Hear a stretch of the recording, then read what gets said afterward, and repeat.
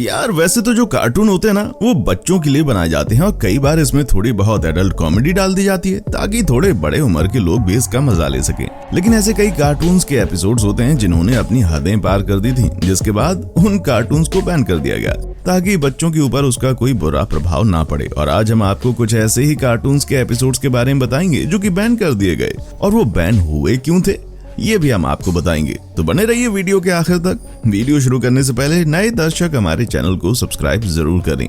Number 1, south park. यह America का बहुत ही ज्यादा मशहूर टीवी शो है। इसमें 4 बच्चों की कहानी दिखाते हैं जो कि बहुत ज्यादा फनी है।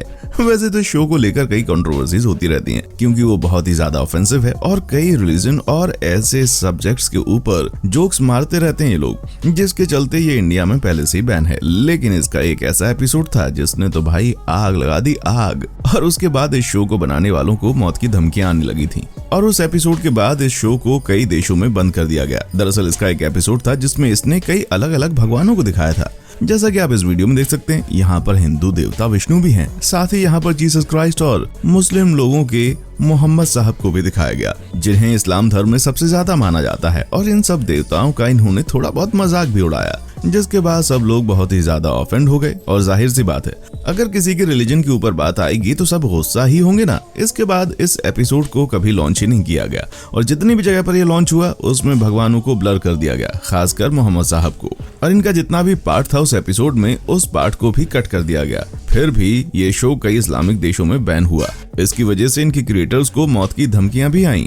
Number 2, Pokemon. ये एक ऐसा कार्टून है जो कि आपने बचपन में जरूर देखा होगा। इस कार्टून के फैन बच्चों के साथ साथ आज भी कई बड़े लोग हैं। पर जब ये पूरी दुनिया में इतना पॉपुलर नहीं था तब जापान में इसका एक एपिसोड लॉन्च हुआ जिसने बच्चों को बीमार कर दिया था। जी हाँ, बिल्कुल सही सुन रहे हैं, बच्चे टीवी में से बीमार हो गए थे। दरअसल इसका एक एपिसोड था जिसमें इलेक्ट्रिसिटी और बम के टकराने से विस्फोट होता है, जिससे एक बहुत ही ज्यादा भयंकर रोशनी निकलती है। ये रोशनी बहुत ज्यादा वाइब्रेंट कलर रेड और ब्लू में थी और ये बहुत जल्दी पलक रही थी।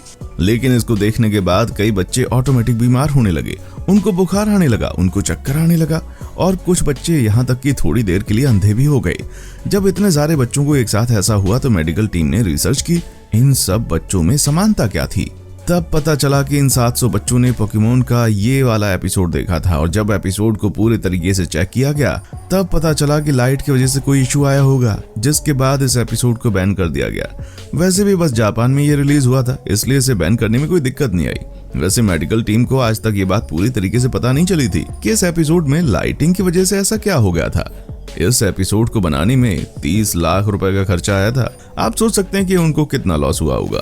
Number 3, Ren and Stimpy. दोस्तों, अब तक तो जो भी टीवी शोज थे वो ऐसे थे जिनके एक आधा एपिसोड में ऐसा कुछ हुआ था, लेकिन ये वाला जो शो है इसके 2 नहीं बल्कि कई एपिसोड्स बैन हुए थे। ये बहुत ही ज्यादा बेकार शो है। किसी बच्चे के लिए इसमें कई बार खून खराबा भी दिखाया जाता है जो कि बच्चों के लिए बिल्कुल सही नहीं है। लेकिन इसका एक एपिसोड है जिसने तो भैया सारी हदें पार कर दी थी। इसमें बहुत ही अलग अलग तरीके के वायलेशन दिखाए गए थे, जैसे कि इसमें कैरेक्टर्स ने ड्रग्स लिया था और 2 कैरेक्टर्स ने मिलकर एक आदमी को मार दिया था, वो भी बहुत ही बुरे तरीके से। और इनमें जो भी कैरेक्टर दिखाए जाते हैं वो बहुत ही अलग तरीके के साइकोपैथ होते हैं, यानी कि पागल जैसे लोग, जिसकी वजह से ये शो बच्चों के लिए बिल्कुल भी नहीं बना था। इस शो को बंद करने के रिलेटेड कई कंट्रोवर्सीज चलती रहती हैं, लेकिन ये एपिसोड जैसे ही आया उसको तुरंत ही बैन कर दिया गया ताकि बच्चों पर कोई भी बुरा प्रभाव ना पड़े। और इस एपिसोड के बैन होने के बाद इस शो के बस 2 एपिसोड ही आए। उसके बाद इस पूरे शो को बंद कर दिया गया और इन शो के मालिकों को जुर्माना भी भरना पड़ा। ऐसे शो को बनाने के लिए इस शो के सारे कैरेक्टर्स खूनी और मर्डर जैसे ही हुआ करते थे। कई लोगों को तो ये भी लगता था कि शो को जिसने बनाया है वो मानसिक तौर पर स्टेबल नहीं है, लेकिन ऐसी कोई बात कभी सामने नहीं आई।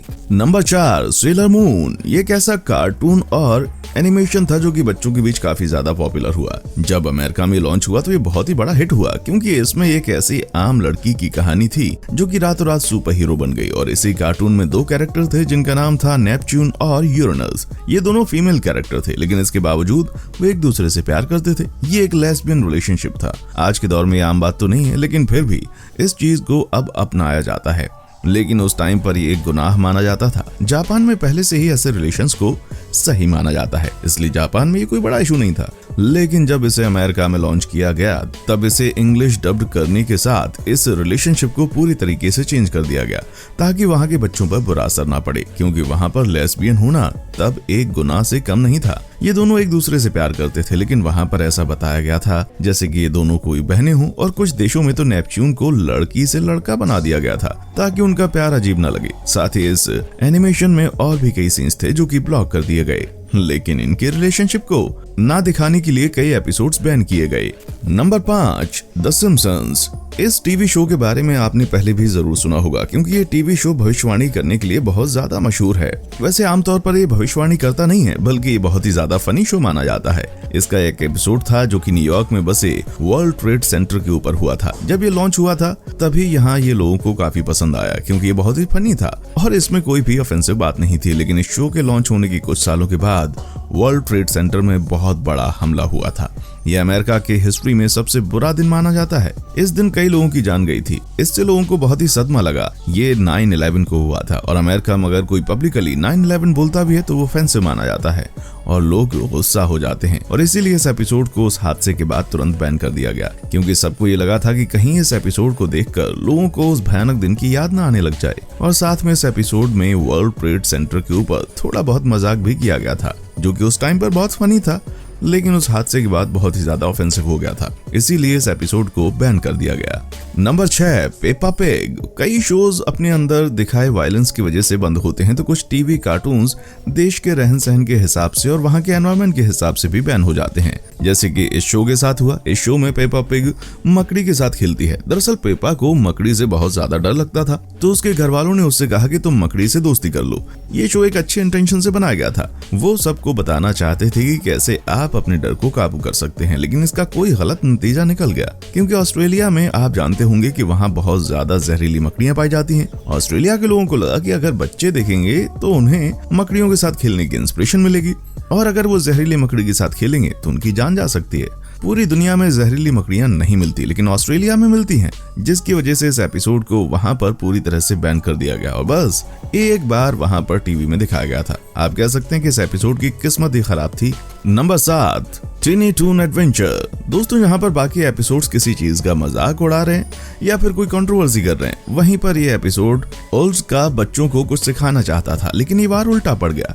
ये कार्टून का एपिसोड बताना चाहता था कि ड्रिंक नहीं करनी चाहिए, खासकर अगर आप अंडर एज हो तो।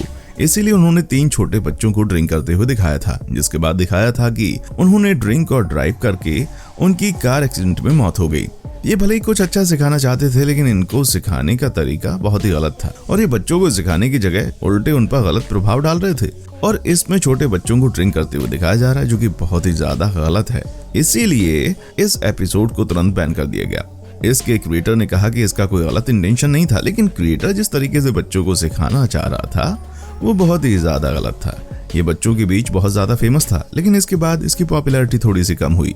Number 8, tailspin. ये कार्टून अभी भी बहुत ज्यादा पॉपुलर था और आज से पहले भी कंट्रोवर्सीज में नहीं आया था, क्योंकि ये कार्टून बच्चों के लिए परफेक्ट माना जाता था। लेकिन फिर इसका एक नया एपिसोड निकला जिसमें इसका जो मेन कैरेक्टर था वो दूसरे देश में कुरियर करने गया था प्लेन के जरिए, और इसे नहीं पता था, लेकिन कुरियर में बम था, वो भी किसी सीक्रेट ऑर्गेनाइजेशन के द्वारा। इसमें ऐसा सब कुछ दिखाया गया जो कि बच्चों के लिए बिल्कुल भी सही नहीं है। इसमें यह भी दिखाया गया था कि ये बम कोई जानबूझकर डाला गया ताकि 2 देशों के बीच में लड़ाई करवाई जा सके। ये पूरा टेररिस्ट वाला मामला था और बच्चों के बीच में ऐसे शोज कभी पसंद नहीं किए जाते, इसीलिए इस एपिसोड को तुरंत बैन कर दिया गया। ऊपर से लोगों का मानना है कि ये एपिसोड टेररिज्म भी फैला रहा था। इसमें जिस देश का नाम लिया गया वो देश भी ऑफेंड हो गया, इसीलिए इसको तुरंत ही बैन कर दिया गया।